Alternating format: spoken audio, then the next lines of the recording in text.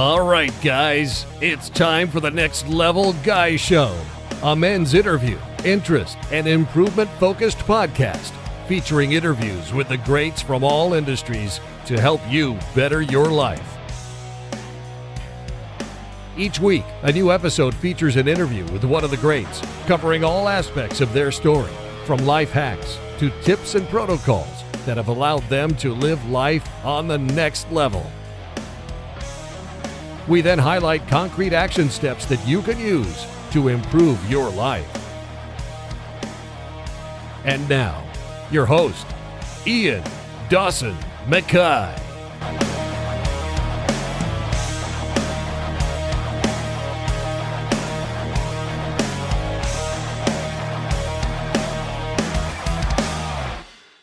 Today's guest is Stirling Cooper. Stirling is an award-winning adult film star and sex coach to thousands of men, with his goal to help men become better lovers and eliminate issues such as premature ejaculation and performance anxiety. Sex is a learnable skill set like any other, and you too can build the skills to connect with, date, and sleep with high-quality partners. His aim is to help you destroy the most common mental triggers, thought patterns, and mindfucks that cause men to lose their mojos in the bedroom, and help you find the sex that you want and deserve. Through his work, he strives to emphasize the importance of undoing the damage that modern society has done to men by teaching them to embrace unapologetic masculinity and live a life more in touch with their true nature.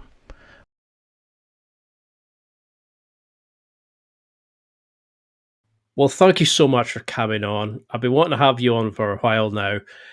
You're somebody who's got quite a unique backstory. How do you tell people who you are? What's the bio you give them? Well, these days I say I'll tell them I'm a retired porn star. Well, a retired adult, award-winning adult film star. It's more of a polite way to say it. I used to be a high-class male companion.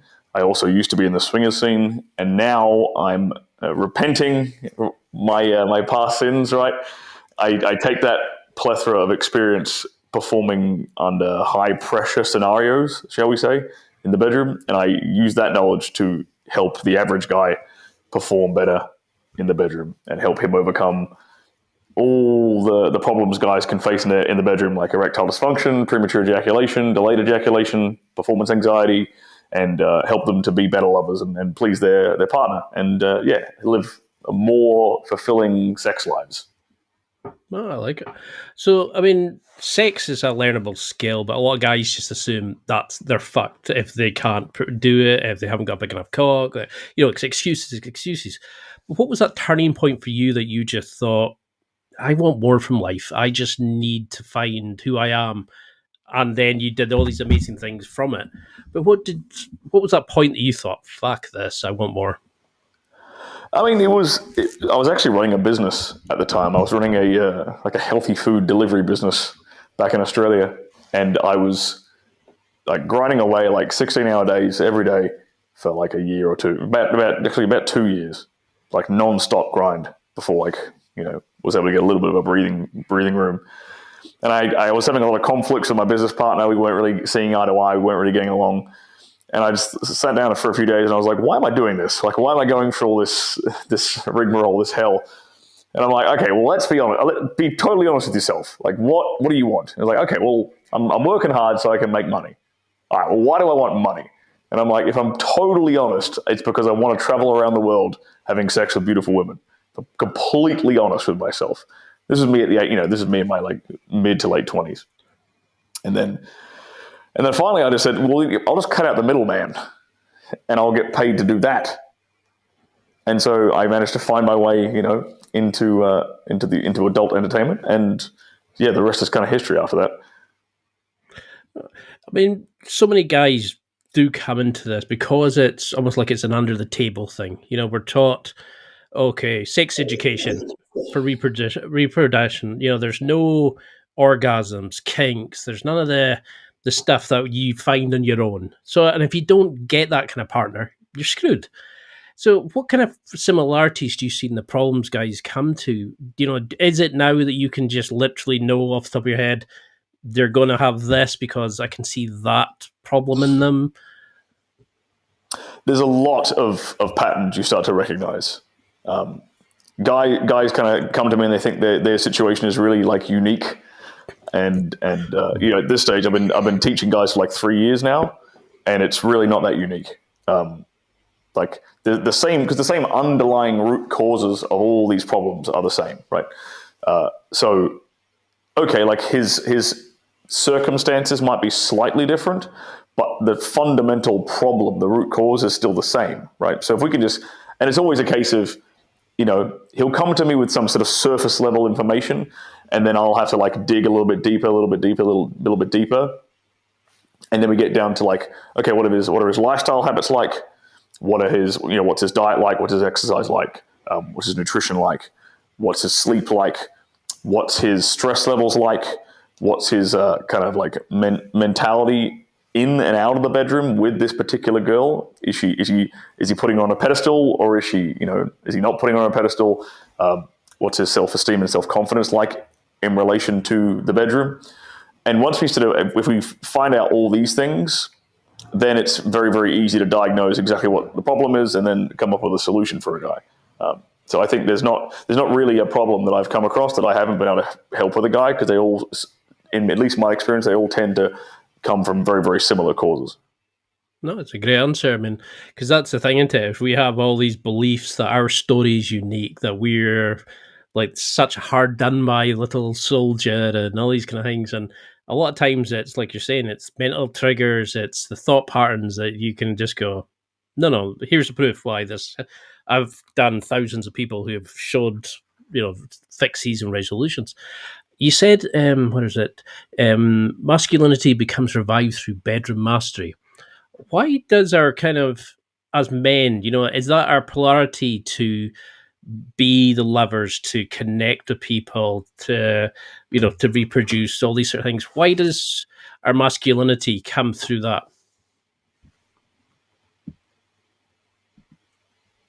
Oh, no, there we go. All right. Remember that butch I said you might see? That was it. Yeah. So, like the bedroom's like this one place that guys are still allowed to be men. Outside of the bedroom, we get told we're toxically masculine. We get told we're misogynistic. We get told we're this, we're that, we're dangerous. We're this, we're that. But all that disappears in the bedroom. Like in the bedroom, women still want men to be men. Women still want men to take charge. Women still want men to be dominant. Women still want men to be the leaders in that scenario. And I think that, when you have, let's say you're in a relationship and the dynamic is a bit off, that you're arguing all the time, or there's conflicts, and your natural gender roles, let's say, are kind of off balance. I have seen people fix that very, very well. Fix that dynamic, correct that dynamic through attacking the bedroom first and attacking the dynamic in the bedroom, that masculine polarity and that feminine polarity. Mm-hmm. The good part about that is it can start with the guy taking responsibility. It can start with the guy, making moves, doing certain things, doing certain actions, which reinforce his masculine polarity, and the woman will naturally respond well to that. Women don't want to be the ones that are taking responsibility and being in charge, particularly in the bedroom. They would much rather they would much rather be able to let go and release and have the man take charge. And that's that natural, I believe that's that natural male-female polarity. And so when you can learn to master your own body and your own mind in the context of the bedroom, and you can learn to get back in touch with that natural male-female dynamic, I think it fixes a lot of things, and I think it starts to fix things outside of the bedroom as well. It starts to fix your own attitudes. It starts to fix the relationship dynamic, her attitude towards you, your attitude towards her, and things start falling into place. Like I've had couples reach out to me, who've met the men in particular who've implemented some of my teachings, and then he's like, oh, she's not nagging anymore. She's not nagging me to take the trash out. She's not nagging me to do this and that, to pick the kids up from school. She's doing more things. She's doing her part now in the bedroom, where before it was very one-sided on the guy's half. And all it took was him, stepping up, giving her what she really needed, which was the knowledge and the feeling that he is the man in her life. And then immediately she's more secure in her relationship, she's more secure in her choice of her partner, and she's happier again. And then he's happier. So it's just a win-win all around. That's why, that I'm very, very grateful to be able to help guys in this way, because it's come from, my knowledge and experience has come from a shady background, to say the least, right? But I've at least been able to take that and turn it into something positive for a large number of men. Does that kind of not scare, but does it kind of shock you, like how little some people know about sex, about connection? That so many guys don't know about what women really want, that they don't understand the true depths of depravity that women want, the kind of stuff that they're into, I've used toys and fucked in toilets and all these things. Guys go, oh no, my girl's not into that. And you're like, whoa, and I've lost who I was back then. And I'm trying to reclaim that. And that's why I'm so keen to have you on. But what's being an adult performer, a swinger, an escort taught you about what women want and the kind of differences between what guys think they want and what women actually want? Yeah, I mean, a lot of guys are very ignorant to the kind of darker side of female sexuality and female, fantasies. They're definitely ignorant to that, and that's deliberately kind of done through, romantic comedies, mainstream movies, Hollywood, like all the sex scenes and the relationship dynamics you see in all those mainstream movies and sitcoms and things is usually the bumbling idiot man, and then the competent, very masculine woman eventually like falling for him for some retarded reason. And the sexual dynamic, the sexual polarity, the sexual tension in that relationship is trash. That's what men are just sort of from childhood. That's what men are taught that male female, sexual relationships are like. They're not taught the truth. I mean, that's why books like 50 Shades of Grey did so incredibly well, because it tapped into something in female nature that they were missing, they were craving in the outside world. And as a really good book, and even I'm not a big fan of that book in general, but there is a book that I recommend every guy read, and that's called My Secret Garden by Nancy Friday. And if you haven't heard of this book, it's an old book, actually. I believe it was like 80s. And Nancy Friday worked for the New York Times, I believe, and she put out an advertisement in the New York Times asking for women to write in their deepest fantasies. And she just collected this collection of women's fantasies and put it into a book and called it My Secret Garden. And you start going through that book as a young man. I think I read that book in my mid-20s, I think, and that blew my mind. I was like, wow, there is some perverted, dark, twisted stuff in this book that all these women are right, and there's a lot of consistencies in there, consistent patterns of things and consistent fantasies. And lo and behold, most of them have to do with being dominated in some way, be either mentally, emotionally, or physically being submissive to a man, in an extreme way.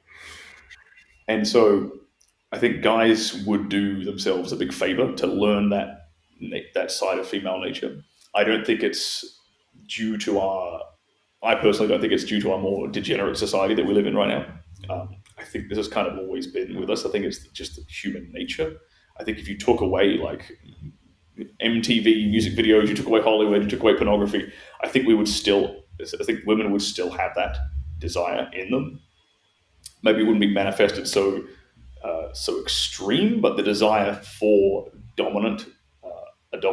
passionate dominant lover would still exist. So yeah, it does kind of I mean, does it shock me that guys aren't aware of this? Not really, because the vast majority of men haven't been exposed to it in any way.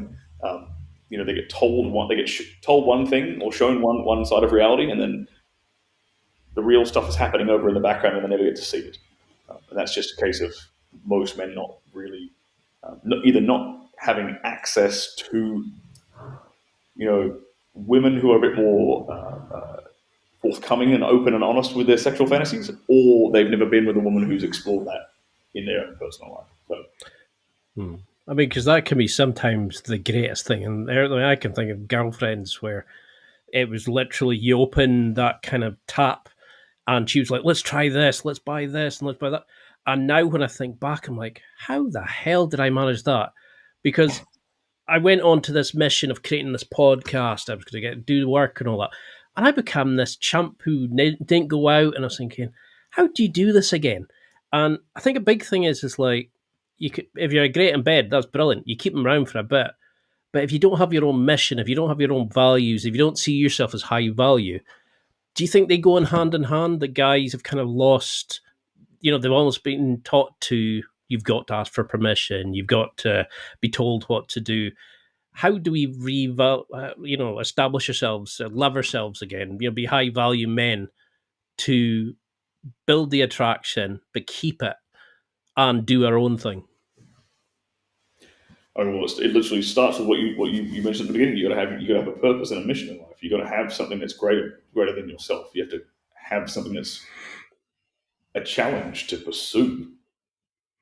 Like, one of the worst things that can happen to a man is for him to not have anything worth pursuing.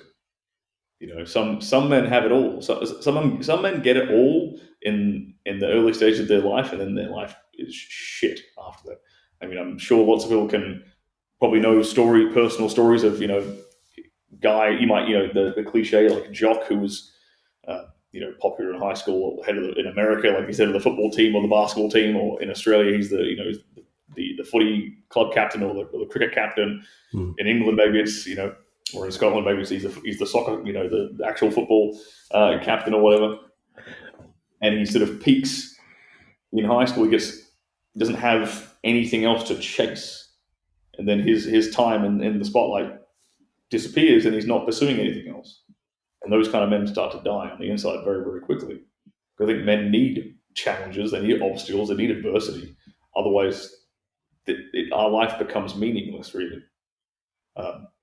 I think men are truly happiest when they're kind of putting themselves through pain in a way. And it's manageable pain. Obviously, it's not something that's just overwhelming and you can't deal with, but a degree of like pain and discomfort constantly in your life, it actually gives you that fire, fire and that drive to pursue things, and to jump out of bed in the morning and to win consistently for not just yourself, but for your wife, or your girlfriend, your family, your loved ones, your kids, whatever. So having one of my early mentors used to make sure, like, we sort of drilled this into us, this idea of like big, hairy, audacious goals.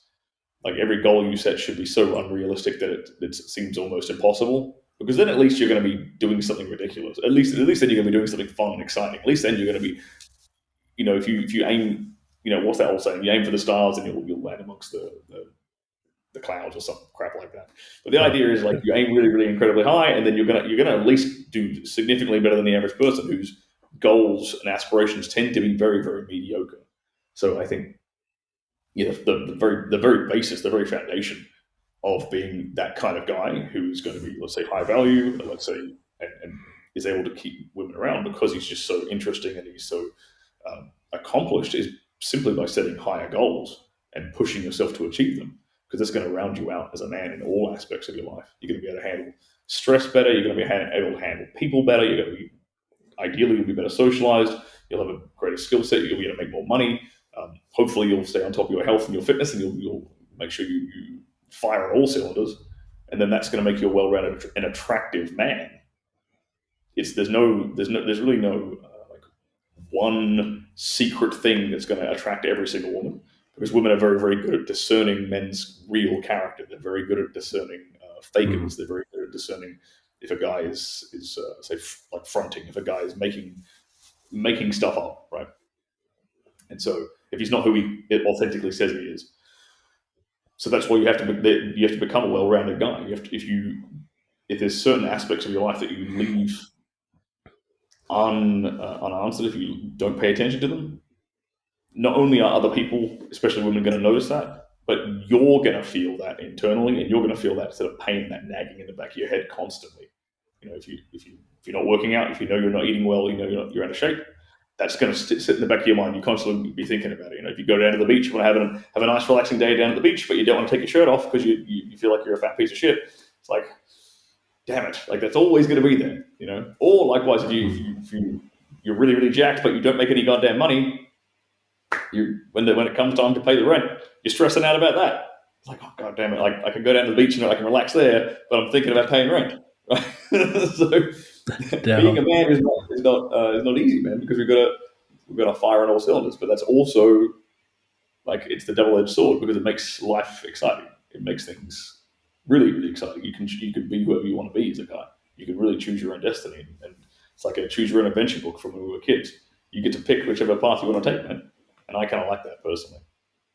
So what would you say to guys listening who are like, hamming and hawing, they're hitting the dopamine fix, they're getting chasing the likes, they're thinking, oh, if I DM her, she'll be impressed with me and I like all her photos, or, like how do we break this bullshit chains of, that we've got to be nice, that we've got to be sneaky, she'll see our true value.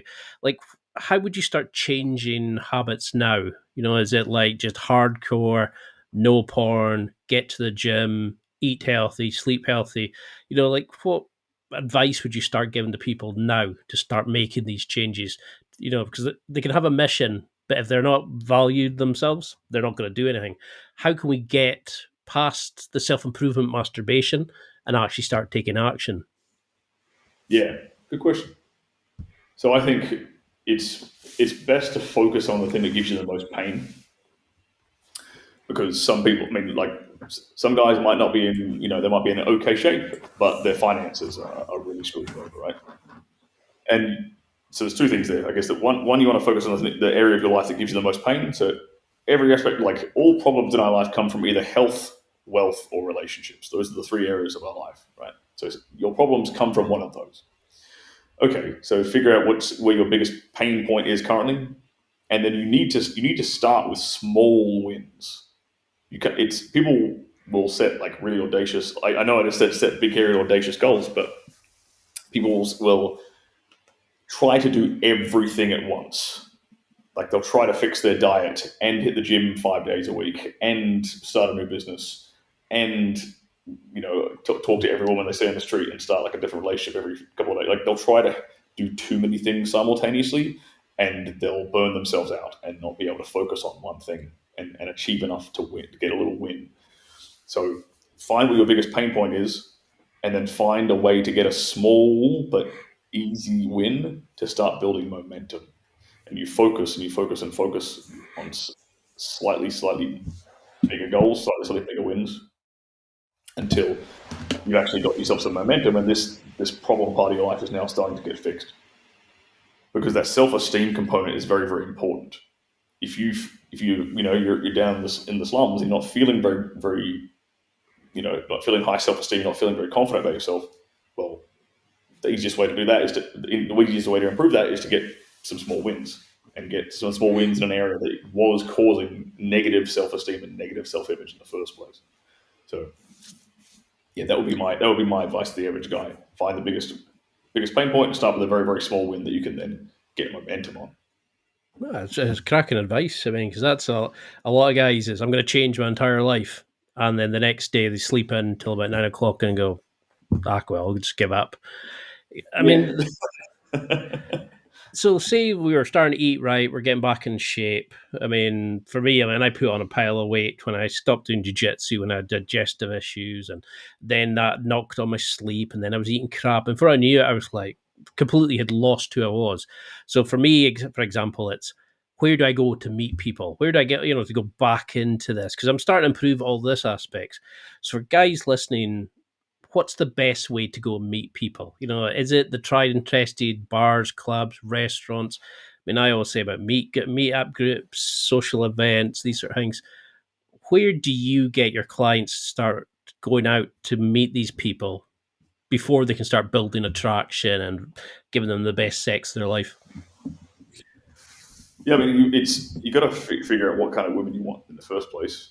So like bars and clubs, and not necessarily where you might not necessarily find a wife there. I know obviously some people have, but it's probably not the best bang for your buck in terms of finding like a long term partner who's going to be a good mother, give you a bunch of kids and things like that. I personally think finding the best places to find women in the Western world are like not in cities; they're actually in small towns. Like obviously, let's take the UK for example. Like small hamlets, small country towns, small little villages, things that are not London, things that are not London, Glasgow, Manchester, Liverpool, basically. Any of these places outside of that, you're gonna find people who are a lot more, I guess, down to earth, uh, less what's the word I'm looking for? Less maybe less narcissistic, maybe a little bit less egotistical, maybe a little bit less superficial. That was the word I was looking for. Definitely a level of fakeness in the city. The acting of. And you can have like you can definitely have fun. So you have to weigh up the pros and the cons. Like big cities, you're going to get there's a lot more people, women you can interact with on a far more frequent basis, like you said, at bars and clubs and things like that. And the beautiful thing about England is that there's pubs everywhere, and the women actually frequent the pubs. So there is actually plenty of opportunity for you to practice your social skills and just walk up to a pretty lady and ask her out, or walk up to a pretty lady and ask for a name and for a number, and just practice it. And more importantly, get practice at getting rejected, because you're going to get rejected. Everybody's going to get rejected. Everybody does. The most handsome men I know still get rejected. And so, but the more you do it, the more immune you become to it, and then that makes you more charming, and that makes you more confident, and actually increases your self esteem. Your self esteem should not, in that field, let's say in the field of like women, your self esteem should not be derived from like the results you get. It should be derived from the action that you take. So you should feel, even if you walked up to a pretty girl at a bar and you got rejected, you should feel amazing afterwards because you did it, right? Because you took action, because you grabbed yourself by the balls and you actually went and did something. Your self esteem should not be tied to any particular outcome. I think that's a very, very important thing for guys to internalize. So obviously that's big cities, right?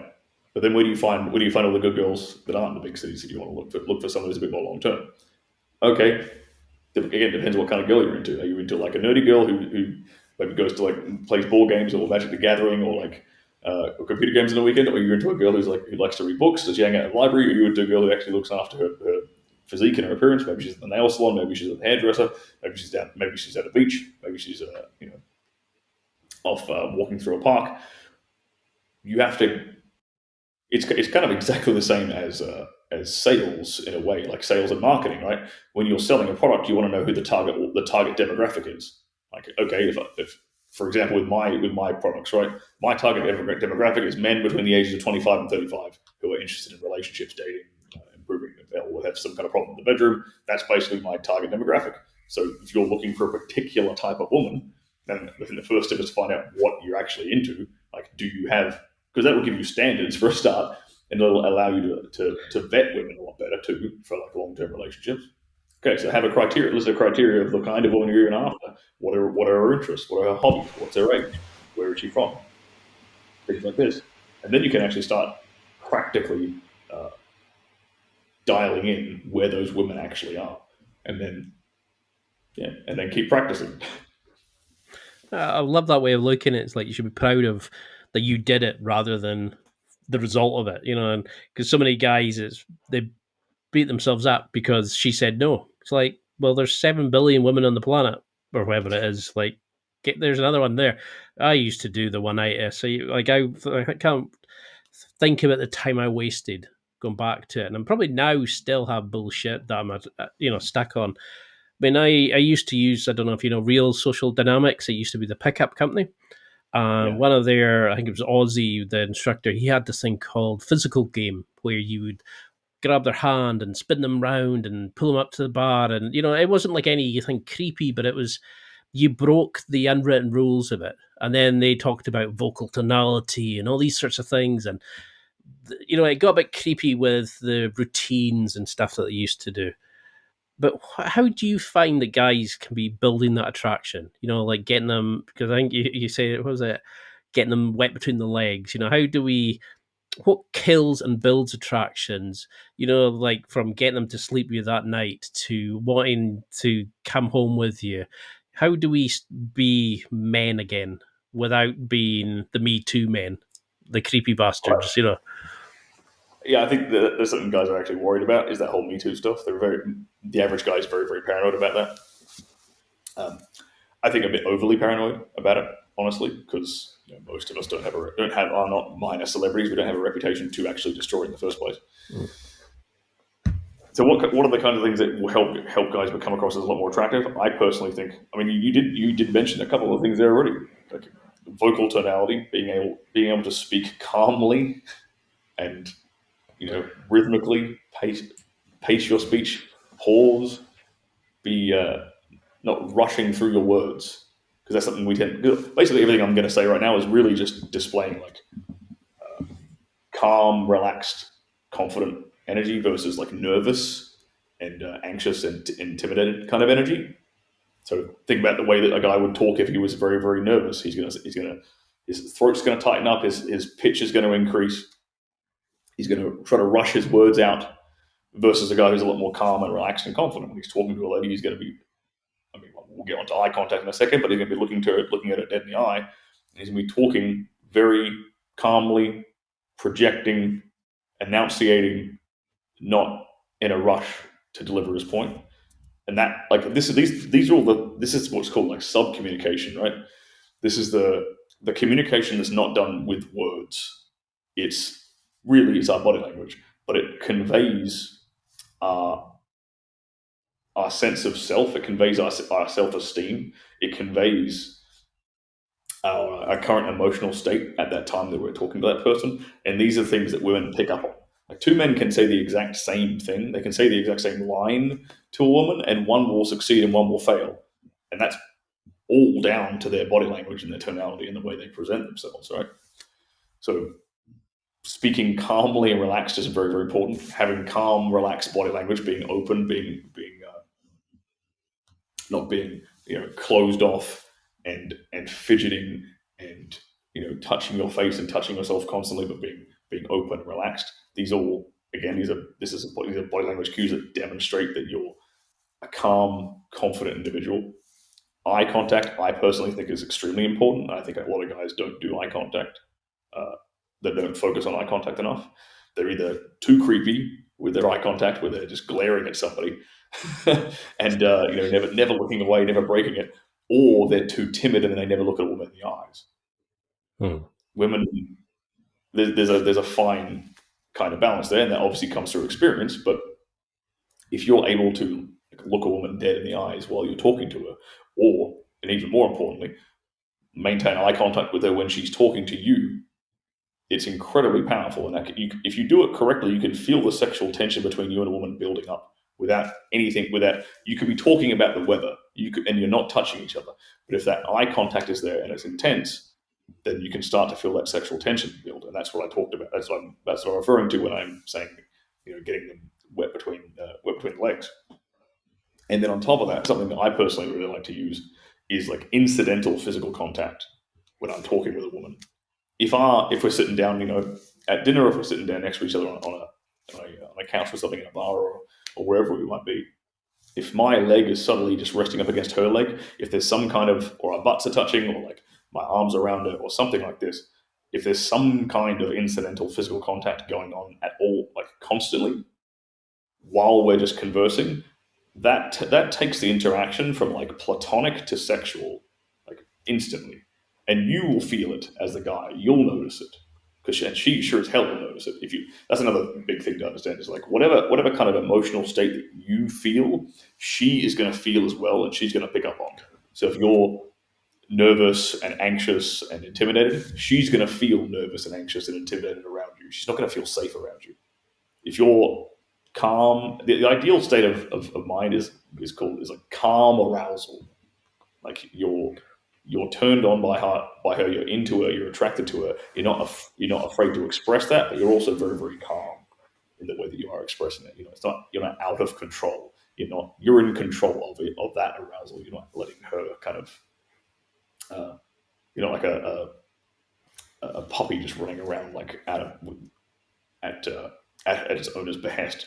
She's not able to like affect you that much, but you're still attracted to her. You're still aroused by her, but you're calm in the way you do it. So I think that's very, very important. Like having that underlying like sexual tension in an interaction with a woman is key to turning it to having it not be a platonic interaction, so you don't get friend zoned, but having it head in a positive direction. And so I think strong, intimate eye contact, good vocal tonality, and incidental physical touching are like three really basic things that every guy can and that's enough for a guy to like focus on. It's not like he doesn't have to remember like a million lines and a million different techniques and things like that. Yeah. He can just still talk about. He can still be himself. Obviously, the art of the conversation is something that guys have to work on too. You have to learn to actually hold a conversation. But that takes a lot more practice. Those three really basic things any guy can implement within a day. And if you just and those are the fundamentals. If you get those fundamentals down, then your interactions with women will be a hell of a lot better.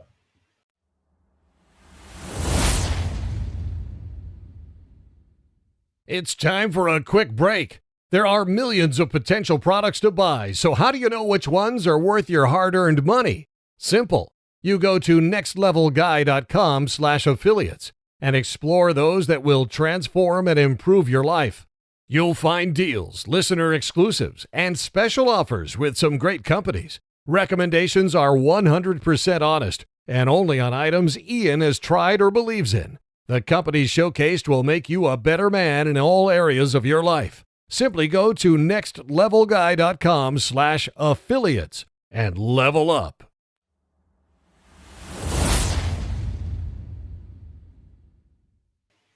Because I suppose that kind of links into, the polarity thing we're talking about, the male polarity against the female polarity, allowing her to be a female in that interaction and you taking the lead and, taking control. And as you do more and more of these, you learn about yourself, you become more attractive, you're working on your mission, your health, etc. So you start becoming more attractive and you build the reference points. So say you start taking somebody home, you're getting going in the moment. You've been in front of a lot of guys, like, camera crews and directors and stuff. So you have to perform with a lot of eyes on you. Now, I probably hold the record for having a threesome and being in my head. Two girls, one girl's eating the other one out. And I was sitting in my head thinking, what do I do? I'm feeling really awkward. Why are they not waiting for me? And I can remember getting bored in a threesome. To this day, I still do not know how it happened. And it was the best moment of my life at the time. And I was thinking, but what? And I can remember slotting in my head because I put it down to having depression, not being valued, all this bullshit in my head.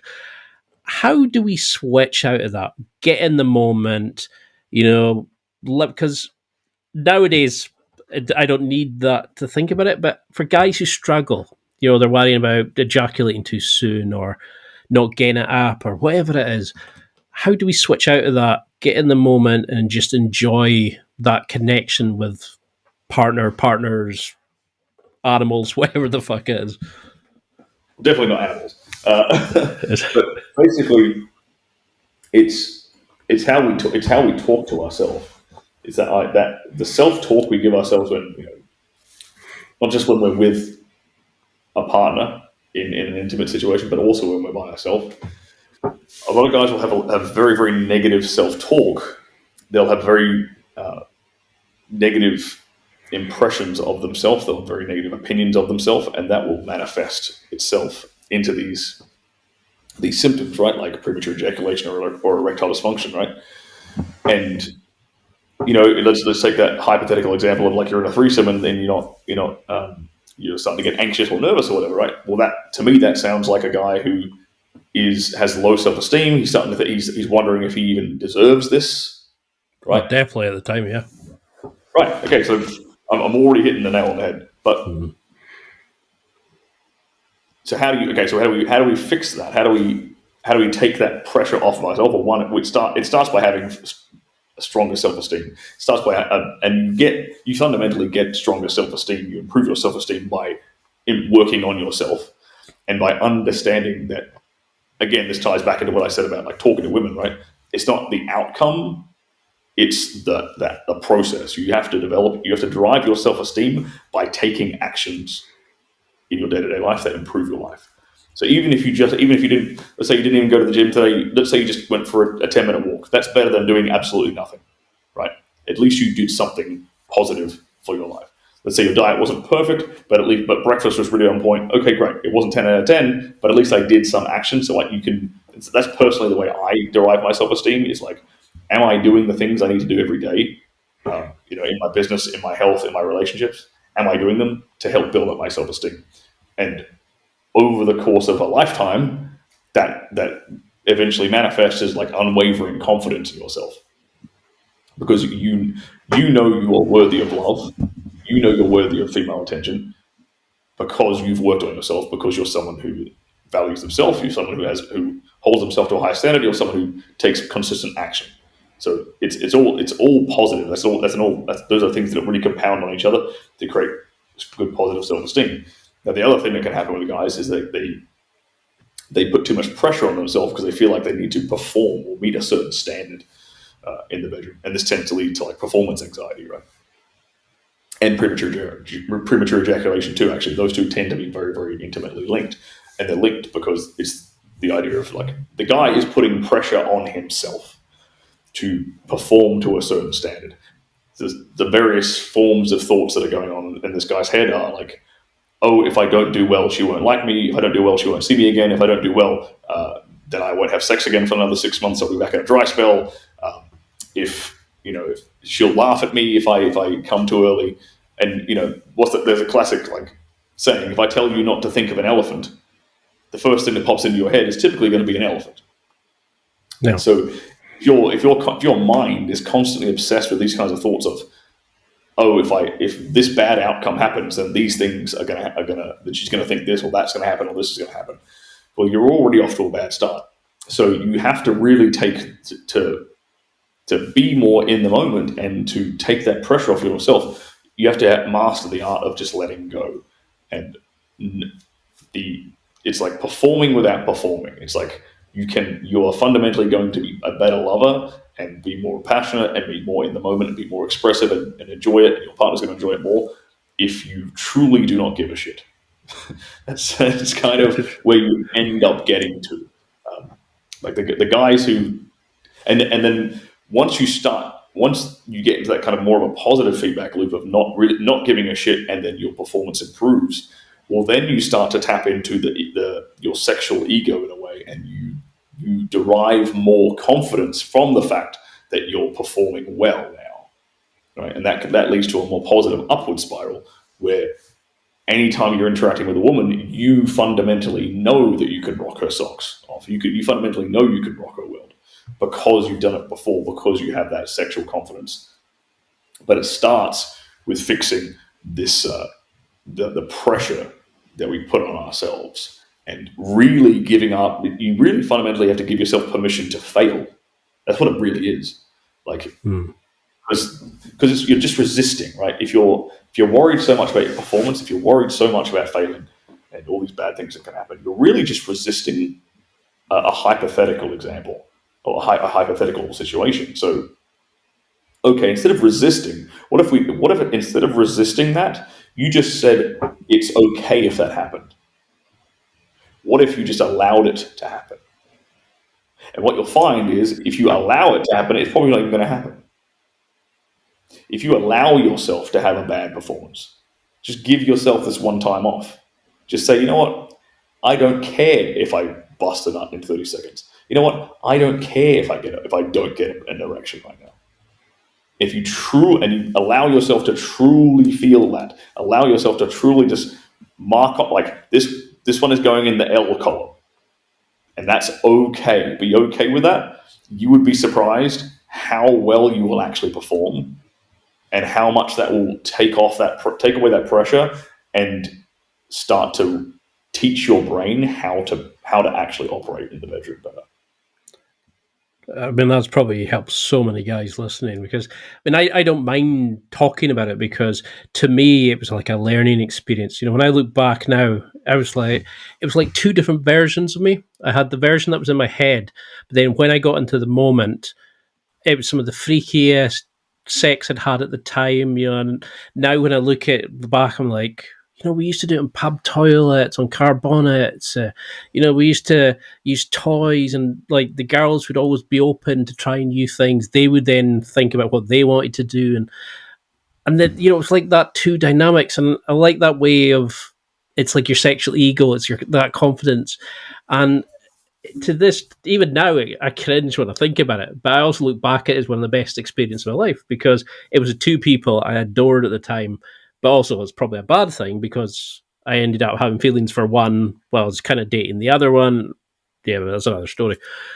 But how do we encourage women to be open in the bedroom? How do we encourage them to chase their desires, to do our own desires? Like, because you've got a great video on introducing BDSM, the dominant stuff, more kind of risque sex kind of stuff. Or maybe that's not the word I'm looking for. Like the naughtier side of sex, as some would call it, where to other people it's just bread and butter. I mean, she was up for all sorts of like butt plugs and things like that, but you can't say that to anybody nowadays because it's seen as, oh no, that's your personal stuff. You don't share it. But a lot of girls are into that, being spat on, dominated, spanked, choked, all these sorts of things. So how do you? Okay, so how do you kind of bring that out of a woman, right? It's I mean, there's obviously a few different ways to do it, but I think that it's always going to be a better situation if you're coming at something. If you're just women want a guy who kind of just gets it. Women always want a guy who kind of psychically already knows what she's into, and which is obviously incredibly hard to do. So.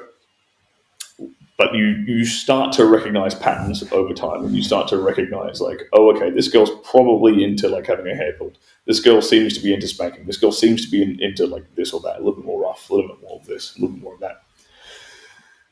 And so, okay, well, how do we open her up to it? Well, you don't want to go from like 0 to 100 like straight off the bat. I don't personally think. I think it's far better to sort of start to, especially if it's a new partner, especially if you're not entirely sure and you as a man are not entirely super experienced with it. You want to kind of baby step your way into, say, more extreme things.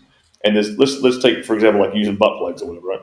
Or like let's take, for example, anal sex. If you wanted to have anal sex with a woman, right? Try to break that thing down into like smaller, bite-sized things that aren't as extreme as that. So what might that be? Well, it might start off at the lower end of that scale as like in doggy style, like just playing with the outside of her anus with your thumb, not sticking anything in her butt, but just playing with the anus. Like, so you're linking the positive sensations she's getting from like penetrative sex to the sensation of having her anus played with, right? Okay, and then we move up from that to maybe you start to like slip the thumb in there every now and then, right? And this is in a different sex session as well, not in the same sex session. It's in a different one. And then the next time, maybe you start to introduce butt plugs. Maybe you either bring one, or you tell her to buy one, or you bring up the idea before you get to the bedroom of like getting a butt plug, and then you start with that. Okay, and then you start to train her butt, and then you start to experiment with anal sex. But you've basically baby stepped your way there, right? It's not just you haven't gone from 0 to 100 instantly. You've done it in a way that allows her, very importantly, to kind of to stop wherever she's comfortable. So you don't push a boundary, you don't force anything on a woman, obviously. But it also allows her to, maybe she'd never even considered this. Maybe she'd never even had the opportunity to experience this in a positive, pleasurable way. And so now you're giving her that opportunity. That's also a mental kind of model that you want to use to approach these things. You're giving her the opportunity to explore these things in a fun, safe way. So you can open up her sexuality and open up all kinds of new experiences for her. So that's just one example, given anal sex, but this applies to basically anything you want to do. All kinds of BDSM stuff. Maybe maybe you like to, you're a bit of an exhibitionist. You like to do things like risque in outdoor locations or whatever. Obviously, be very, very careful where you do that because of the Johnny Law. But these are, again, all these things are things we can baby step a woman into by making sure that she's comfortable. And And it's very, very important too that you're actually comfortable with it as well, because if you're not comfortable, then she will not feel comfortable. You have to lead her through the experience, so you have to be the one that's confident and comfortable in doing it in the first place.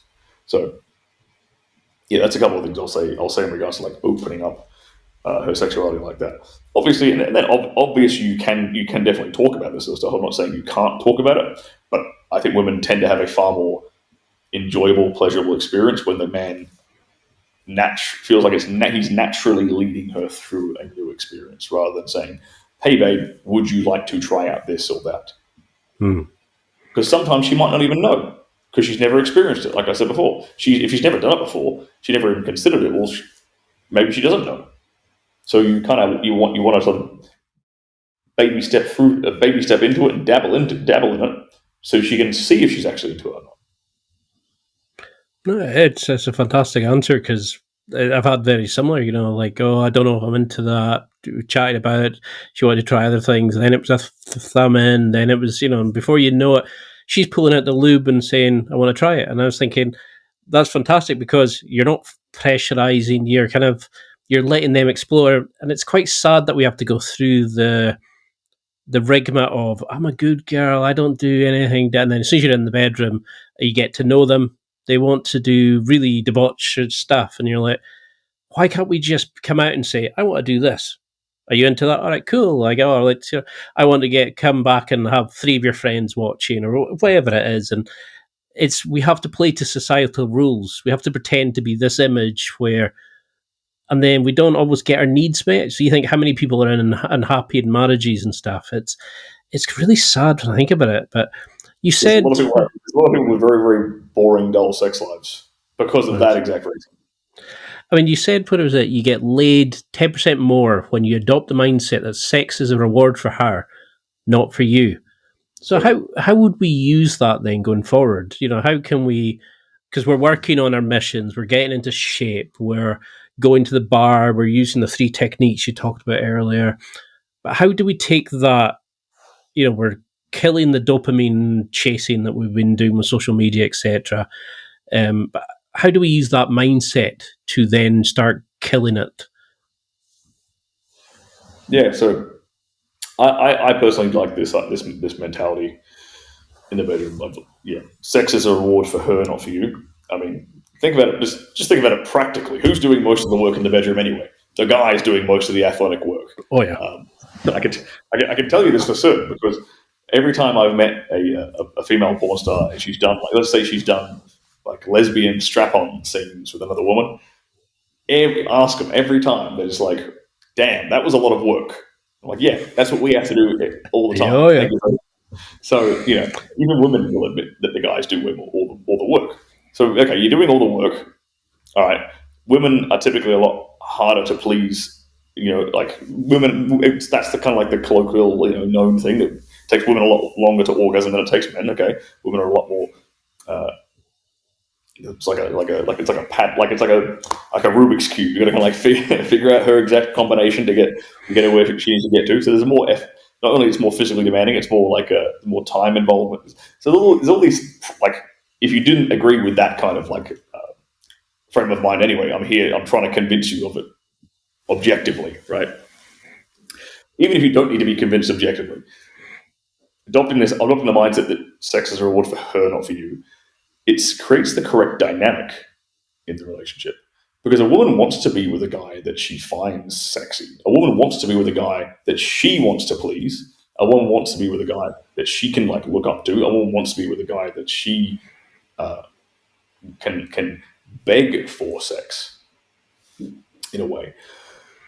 So when you start in a way that what that does is it kind of puts you on a pedestal instead of putting her on a pedestal, and so that makes your sex as a reward for her. That makes your time a lot more valuable. That makes your energy and your focus infinitely more valuable.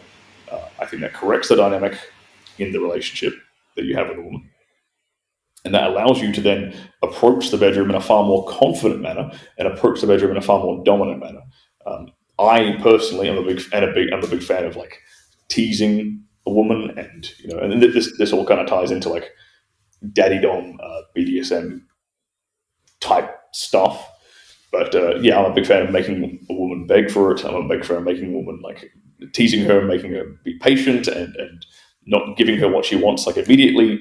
Because women really, really enjoy the build up. They really enjoy the suspense. They really enjoy the teasing aspect of sex, and that fundamentally actually makes it way, way, way easier to make a woman climax.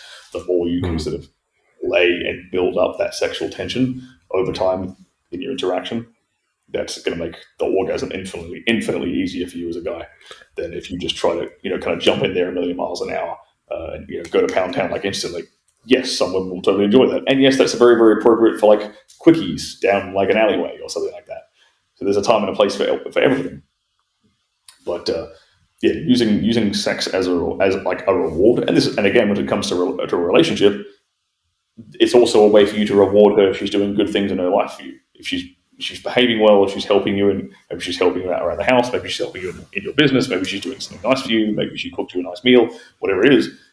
Okay, then you can use sex as a reward for that positive behavior, rather than, because the default dynamic that we have in the Western world is like women reward men with sex, right?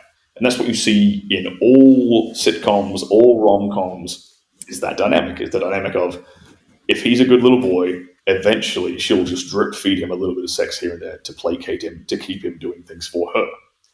Okay, well, like no one seems to have a problem with that narrative being perpetuated throughout society, which I think is very, very toxic and not at all conducive to a happy relationship anyway. Because the woman ends up resenting the man, the dude ends up wasting so much time and energy running around in circles to try and get a little bit of pussy, resentful pussy, if that. So it's not a happy relationship. But if we flip that dynamic around, all of a sudden everyone is happy. The dude's happier, and the woman is way, way, way happier when that dynamic is completely flipped. I love it. I love how we overthink it. Because in my head, when I was creating these questions, I was thinking it's this, it's that, and it's this, and I was making it such a big image in my head. Where in reality, it's like you're saying, it's the emotional ride you take them on. Well, literally, it's what you're open to them. I mean, I'd love to have you back on, and we can go into a lot of actually what you're doing in the bedroom, controlling, implement, all these sorts of things. But I know we're past our time just now. But what would you want guys to take from this? What would you want them to kind of remember to use, even if it's like mission steps or if it's just a general reminder? What do you want them to take from this? Yeah, I want them to understand that sex is a learnable skill like anything else. Anyone can learn it. Anyone can get better at it. Anyone can master it. I'd say that you're not, like, if you have an issue or a problem, in the bedroom right now that's kind of frustrating you, know that you're not in a unique situation. It is fixable, and plenty of other men have fixed the problems just like yours. So don't, get your hopes down and don't fall into a pit of despair. I think those two things are very, very important.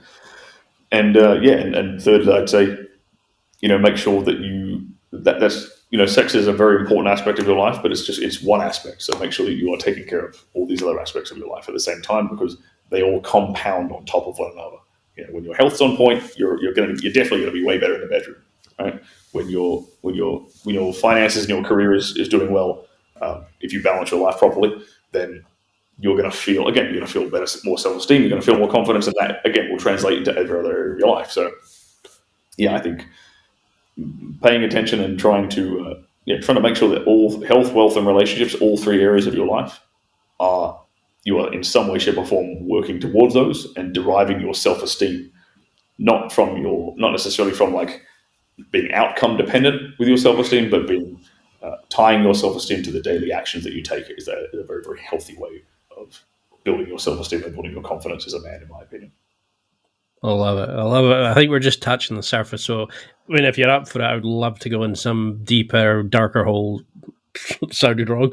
But what do you want the evolution of your brand to be? And how can people keep in touch? Because you've helped so many guys in this, just, as we're kind of covering the general areas. How can we follow on? How can we get the ebooks, sign up for coaching, do all the kind of stuff you're going, because you're killing it in the business, etc. Where are you taking this? What's the Stirling mission? Yeah. I mean, my mission is to help as many men as I possibly can overcome any and all problems they have in the bedroom. I'm trying to help guys optimize their health, optimize their sex life. So on my YouTube channel right now, we're making a big push towards getting out more like health and nutrition content, actually. Teaching guys a lot more about hormones, teaching guys about nutrition, diet, gut health, these kind of things. I think I'm a big fan of that sort of stuff. I have a fair bit of knowledge on it, so I think why not? And I also teach the sex stuff too, but I can help teach this side of help guys to improve this aspect of their life, because again, it's all encompassing. It all helps one another. So that's kind of where the brand's heading. If people want to stay in touch with me, stirlingcooper.com. Sterling spelled like it is up here, STIRLING. Stirlingcooper.com is my website. You can sign up to my newsletter there. You can find my links to my YouTube and everything there, my Twitter, etc. If you want to go to any of my socials, again, type in Stirling Cooper on YouTube. I'm the first thing that comes up. You'll find me there. Tons of free advice on a whole host of different topics. We go into plenty of details on specific sexual techniques on that channel. My Twitter is @StirlingWisdom. You can see my musings and ramblings there. And if you want an insight into my life, my lifestyle, I guess, you go to my Instagram, and that's @CooperStirling. It's the other way around. So that's where you can find me and stay up to date with me and what I teach and the evolution of this random brand that I've created.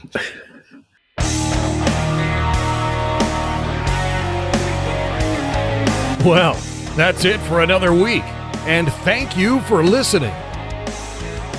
It's now time to take what you've learned and use it to develop and enhance your life with the key points mentioned.